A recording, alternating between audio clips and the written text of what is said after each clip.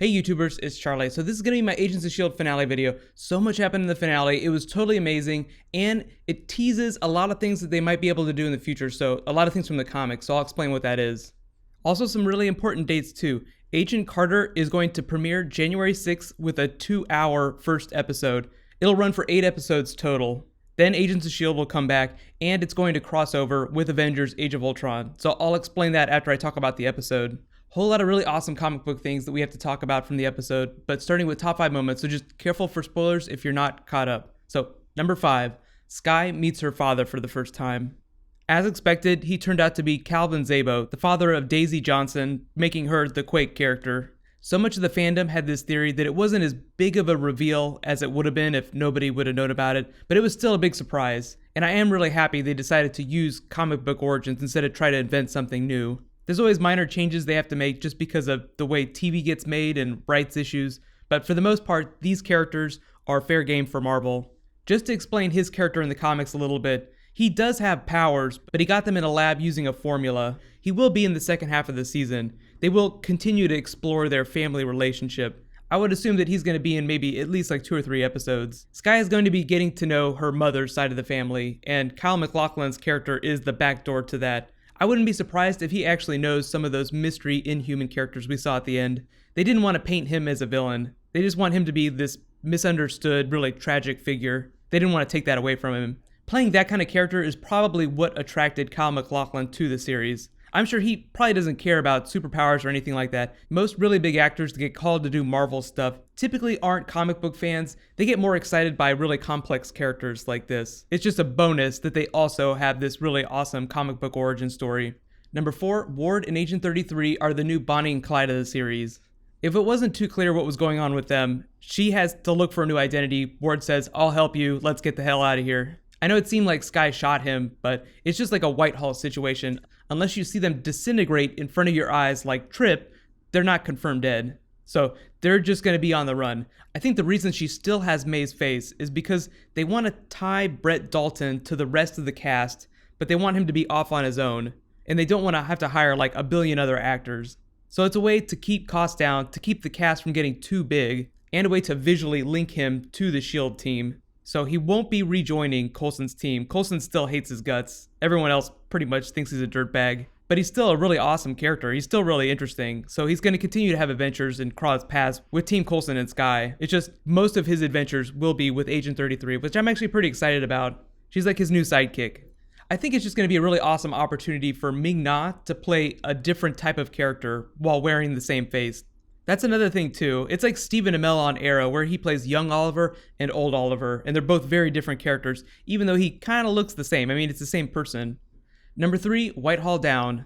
It's the same thing with the Mac reveal in the last episode. You know, he fell down that giant hole. So the big WTF is going to be whenever we see them again and go, oh my god, he's not dead. Too bad that's probably not going to happen with Trip. I think whenever we got that Whitehall episode, I explained that what I thought Whitehall did was take all of her internal organs. Skye's father kind of confirmed that. Her power involves long life, but I think there's a regeneration component to that, so I think he's just going to heal himself. It would be totally awesome if we saw him turn into like some freakish monster by the end of the series, but I think now he's going to be involved in chasing down some of these other Inhuman characters. It seems like they've kind of been hiding out, so he might not know about them. He didn't really know about the Diviner, so I'm guessing he does not know about these secret Inhuman characters living in society. As a villain, he was relatively minor this first half of the season. We didn't see him that much. I mean, he's already one of the heads of Hydra. In terms of villains, you can't get much bigger than that, but he hasn't really been chasing down the S.H.I.E.L.D. characters that much. He's just been floating in the background doing this S.H.I.E.L.D. land grab thing. Number 2, the Terrigen Crystal activates Reyna's and Skye's powers. Just to explain, that was the Terrigen Crystal inside there. There were a lot of theories. I think Terrigen Crystal was one of the leading ones. The other theory was that, there might have been an Infinity Stone in there. I didn't think that was going to happen just because that feels like a very movie thing, Infinity Stones. Terrigen Crystal is kind of up for grabs though. And now we know that there are several Terrigen Crystals scattered all over the world, and they're all connected. It's right out of the comics. It's not something that they really had to change. They did make the transition a little bit more subtle. Usually there's a lot more mist in the comics. And there's a lot more crystals. Like, it's usually a crystal chamber instead of just one crystal. The big question I know everyone has is, which characters in the comics they are. Like I said, Skye, Daisy Johnson, aka Quake from the characters. She's a S.H.I.E.L.D. character, also works with the Avengers. Pretty much anybody with a computer had this theory, so it's like the least surprising thing ever. I think the most interesting thing about her is the way they're going to express those powers and the way she's going to be using them in the back half of the season. Like, that's the interesting part, her learning to use her powers. Because it's a TV budget, they're not going to get too crazy with it. It's basically seismic abilities, and that just means them shaking the camera a whole lot. Reyna is a little bit more of a question mark. She looks like she's getting cat-like abilities. There are a couple characters that fit that bill. There's this really minor Inhuman character called Minxie that was part of this small arc that got involved with Medusa. She was a relatively minor character. The big character that I'm really hoping she is actually Tigra. She wasn't an Inhuman in the comics. She was like a B-level Avenger, but she ended up getting her powers through this really weird ritual. But Tigra is way more exciting because of what it might mean. So what I'm really hoping they do is just give her Tigra's character and then just change the backstory a little bit. It's a bit of a long shot, but Tigra was this really big character in Avengers Academy most recently, so it could be a backdoor for them doing Avengers Academy or even Runaways. Runaways is actually a comic that Joss Whedon wrote on, and he is like king of the Avengers right now at Marvel. So that would be just so amazing if they did something like that in a future season. It's a little soon for them to do that. They don't have that many Inhuman characters on screen, so I think it's too soon to do Avengers Academy. Runaways would be something first. It'd be like them chasing down characters, these Inhuman characters, and trying to help them in like a very X-Men type situation. All things to get excited about for the future. It's just a really big place they could take things in season 3 or season 4. And my number one moment, of course, Inhumans post-credits teaser. There are many of them all over the world. The big question is how many of them are there, and are they all together or are they scattered? I know everyone's wondering who that character is without the eyes. There is this new blind character in the comics called Reader. It's possible that it's him. He's part of that new run of Inhumans, so you should start reading the Inhumans comics, like the recent ones, if you really want to catch up with that stuff. He said that he would, quote unquote, take care of it, meaning that he's going to track down Skye. They don't seem like they're villainous characters, so I think that Coulson will try to help them once they start to cross paths. The Inhumans have always been a very insular society. They have worked with the Avengers, but they've never been buddy-buddy. Even Black Bolt is very standoffish. So don't expect those Inhumans, like these new characters that we'll meet in the second half of the season, to join S.H.I.E.L.D. Think of it as an early look of what an Avengers-Inhumans team-up might look like in Infinity War. Let me know, though, what was your favorite moment from the episode. And here's my big question for you guys. Which character from the comics do you want Reyna to be? While you guys think about that, here's a couple other important things we need to mention. The Theta Protocol.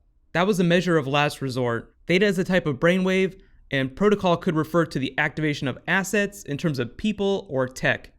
Iron Man in the comics activated all of his armor suits simultaneously with a similar sounding protocol. Wouldn't it be crazy though if it was like a life model decoy activation?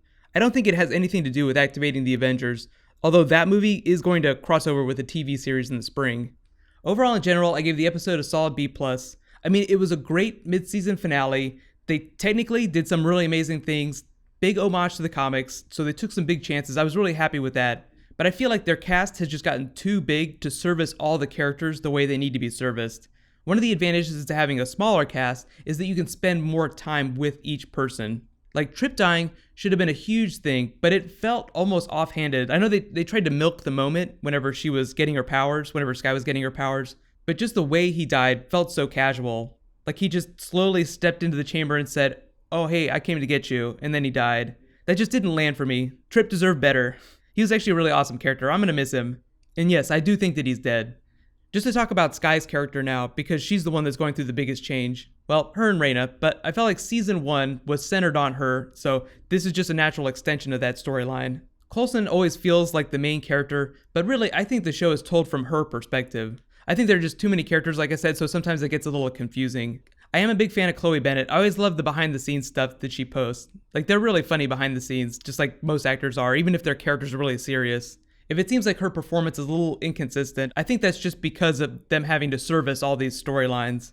I'm really hoping that they just drill down on her in the second half of the season. Ming-Na didn't get a whole lot in this episode. I feel like she's going to actually get some more interesting stuff with this Agent 33 side storyline. I really hope they do let her keep that face, and she gets to be like these two characters in the same show.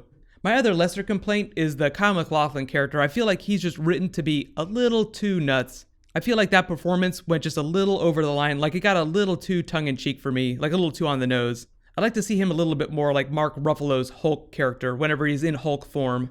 All in all, great episode. So what's going to be happening now is I'll be doing bonus videos in the off-season. I'll start doing some Agent Carter videos too when we get closer to that. Remember, it's a 2-hour premiere, January 6th. It's going to air on ABC in the same time slot that S.H.I.E.L.D. normally airs, so whichever channel you watch S.H.I.E.L.D. on, that's the channel you'll watch Agent Carter on. So whenever that comes, most of my focus is going to shift to that. It's going to be a lot of fun. There will be some loose crossover, probably, with this Inhumans plot, but it'll be way in the past. They'll have their own storyline, but I think they'll loosely connect to what's been going on Agents of S.H.I.E.L.D. That's Marvel's big thing, everything is connected, so just look forward to that. Be sure to subscribe to get all those videos. If there's any specific bonus videos you guys want, I know a lot of you guys have been asking for Inhumans videos, so I'll definitely do some of those. Just to address the Avengers Age of Ultron crossover. Previously, it was thought that BJ Britt, the Trips character, was going to cross over. That was just a rumor. He was seen on the set. The biggest thing we've heard officially about it is that the crossover isn't going to affect Agents of S.H.I.E.L.D., like the events of Age of Ultron won't affect S.H.I.E.L.D., the TV show, as much as Winter Soldier. So the crossover itself will be much more minor.